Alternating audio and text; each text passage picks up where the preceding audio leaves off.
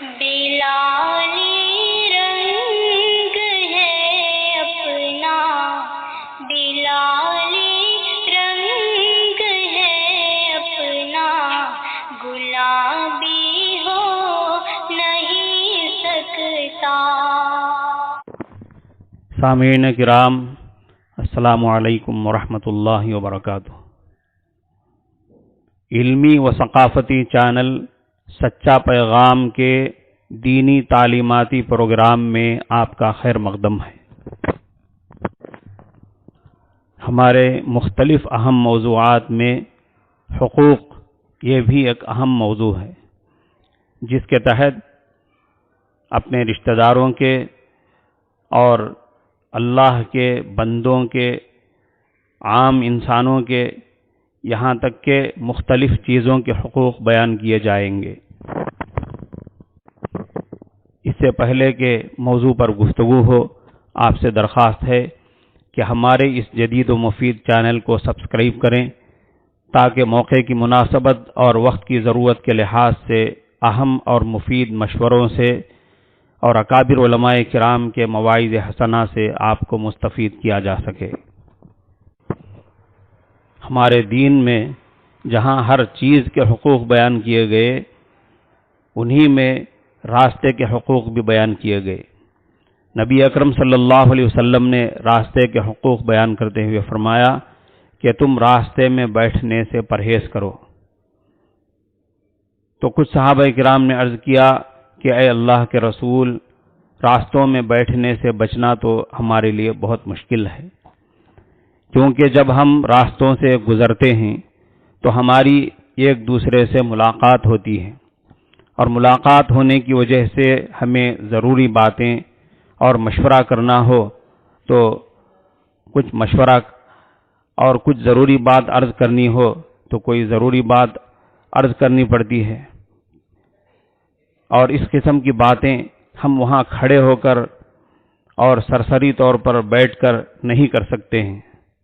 ہمارے لیے جب کسی سے راستے میں ملاقات ہو جائے تو وہاں سنبھل کر بیٹھ کر بات کرنا ضروری ہوتا ہے۔ آپ صلی اللہ علیہ وسلم نے ارشاد فرمایا، اچھا اگر تمہیں راستے میں مجبوراً بیٹھنا پڑتا ہے تو پھر تم راستوں کا حق ادا کرو، یعنی راستے میں بیٹھنے یا کھڑے ہونے کا جو حق ہے وہ ادا کرو۔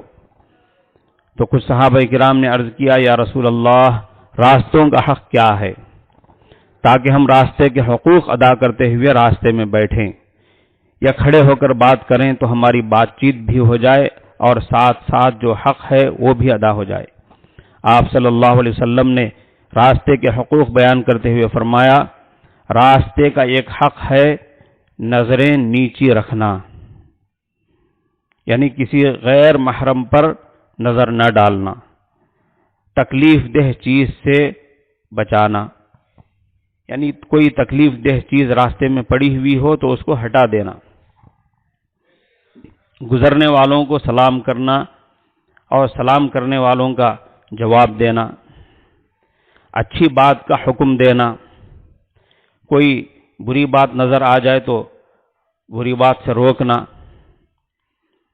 مزید حقوق حضرت صلی اللہ علیہ وسلم نے کئی حدیثوں میں بیان فرمائے، جیسے جو راستہ یا کوئی جگہ بھول جائے اس کی رہنمائی کرنا، کسی پر ظلم ہو رہا ہو تو اس کے ظلم کو دور کرنا، حیران اور پریشان ہو اور مدد کا خواہش مند ہو کوئی آدمی تو اس کی مدد کرنا، جو شخص اپنے سر پر کوئی بوجھ لے جا رہا ہو، وزن لادے ہوئے ہو تو اس کا بوجھ ہلکا کرنا اور اس کی مدد کرنا۔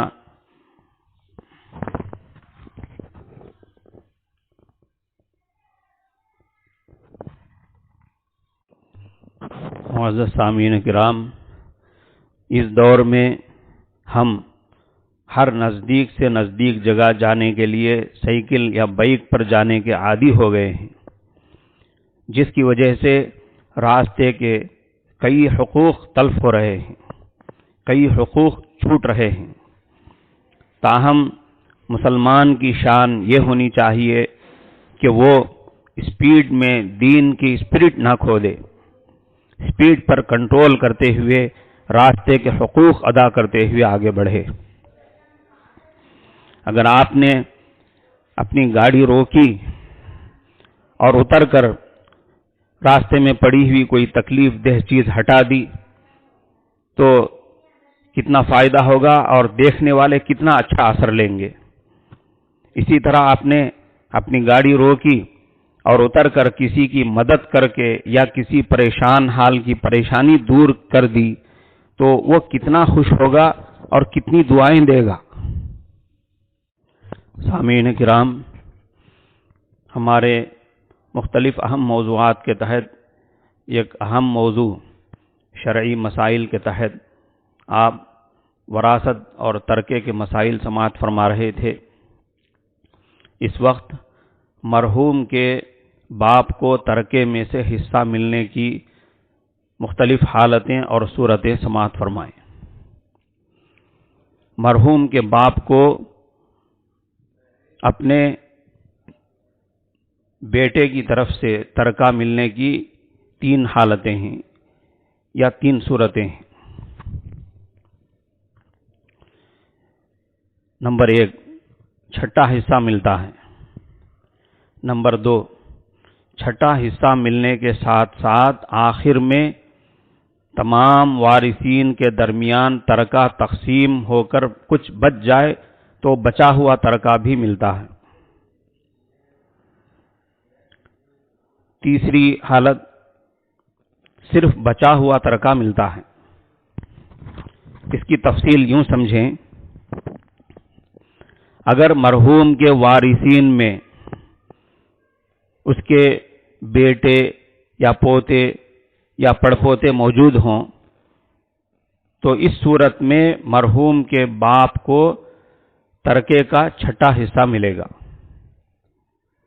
اس صورت میں مرحوم کی بیٹیاں ہوں یا نہ ہوں اس سے فرق نہیں پڑے گا، بیٹے ہیں یا پوتے ہیں یا پڑپوتے موجود ہیں تو اس صورت میں باپ کو اپنے مرحوم بیٹے کے ترکے میں سے چھٹا حصہ ملے گا، یعنی مرحوم بیٹے کے کل ترکے کے 6 حصے کیے جائیں گے، اس میں سے 1 حصہ باپ کو ملے گا۔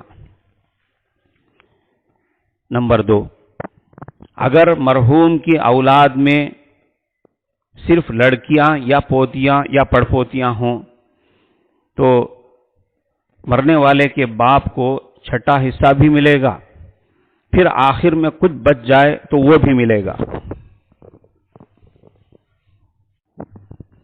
نمبر 3، اگر مرحوم کے وارثین میں لڑکے یا لڑکیاں کسی بھی قسم کی اولاد نہیں ہے تو ایسی صورت میں مرنے والے کے باپ کے لیے کوئی حصہ مقرر نہیں ہے۔ مرحوم کے جتنے وارثین ہیں ان تمام مستحق وارثین کو ان کا مقررہ حصہ ملنے کے بعد آخر میں جتنا بچے گا سب باپ کا ہوگا۔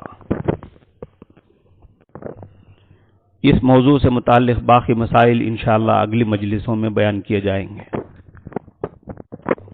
سامعین کرام، ہمارے ایک اہم موضوع آداب کے تحت عیادت کے بیمار پرسی کے آداب بیان کیے جا رہے ہیں۔ کچھ آداب بیان کیے جا چکے ہیں۔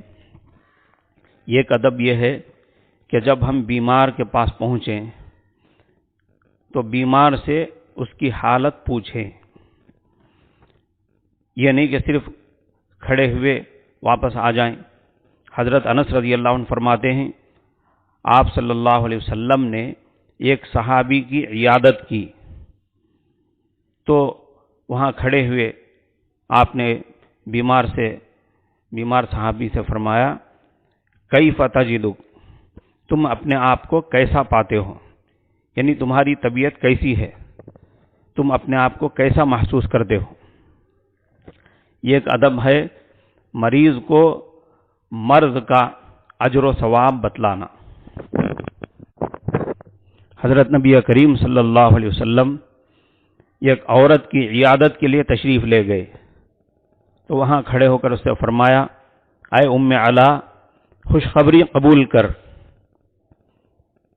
اس لیے کہ مسلمان کی بیماری اس کے گناہوں کو اس طرح صاف کر دیتی ہے جس طرح سونے چاندی کو بھٹی میں ڈالنے سے، جلانے سے آگ اس کے میل کچیل کو دور کر دیتی ہے۔ یہ ایک ادب ہے مریض کے لیے دعا کرتے ہوئے اس پر اپنا ہاتھ رکھنا، بشرطے کہ غیر محرم نہ ہو۔ حضرت صلی اللہ علیہ وسلم جب حضرت سعد رضی اللہ عنہ کی عیادت کے لیے تشریف لے گئے تو آپ نے وہاں کھڑے ہو کر اپنا ہاتھ ان کی پیشانی پر رکھا، پھر اپنا دست مبارک ان کے چہرے اور پیٹ پر پھیرا اور فرمایا، اے اللہ، سعد کو شفا نصیب فرما اور ان کی ہجرت کو مکمل فرما۔ یہ ایک ادب ہے مریض کے پاس 7 مرتبہ یہ دعا پڑھے، اسأل اللہ العظیم رب العرش العظیم ان یشفیک۔ علاج معالجہ کے تحت ایک حدیث سماعت فرمائیں۔ رسول اللہ صلی اللہ علیہ وسلم نے فرمایا، کھانے سے پہلے خربوزہ کھانا، کھانے سے پہلے خربوزے کا استعمال پیٹ کو صاف کرتا ہے اور بیماری کو جڑ سے ختم کر دیتا ہے۔ سامعین کرام، اچھا پیغام کے مختلف موضوعات میں سے ایک اہم موضوع جائزہ ہے، یعنی سامعین کرام سے جائزہ لینا ہے۔ اس موضوع کے تحت ہم آپ سے معذرت کے ساتھ پوچھنا چاہتے ہیں کہ کیا آج آپ نے وقت کے اندر فجر کی نماز ادا کی ہے یا نہیں، اور آج کا ناشتہ آپ نے وقت کے اندر کر لیا یا نہیں۔ یہ دونوں کام آپ نے کر لیے یا یہ کر کے ایک چھوڑ دیا؟ کمنٹ باکس کے اندر آپ اس کا جواب لکھیں گے۔ دعا یاد کرنے کے موضوع کے تحت بیمار کے پاس پہنچ کر بیمار کے حق میں کی جانے والی دعا یاد کر لیجئے۔ بسم اللہ الرحمن الرحیم۔ اسأل اللہ العظیم رب العرش العظیم ان یشفیک۔ اسأل اللہ العظیم رب العرش العظیم ان یشفیک۔ بہرکیف سامعین کرام، آج کے پروگرام میں اسی پر اکتفا کرتے ہیں، انشاءاللہ پھر ملاقات کریں گے۔ السلام علیکم ورحمۃ اللہ وبرکاتہ۔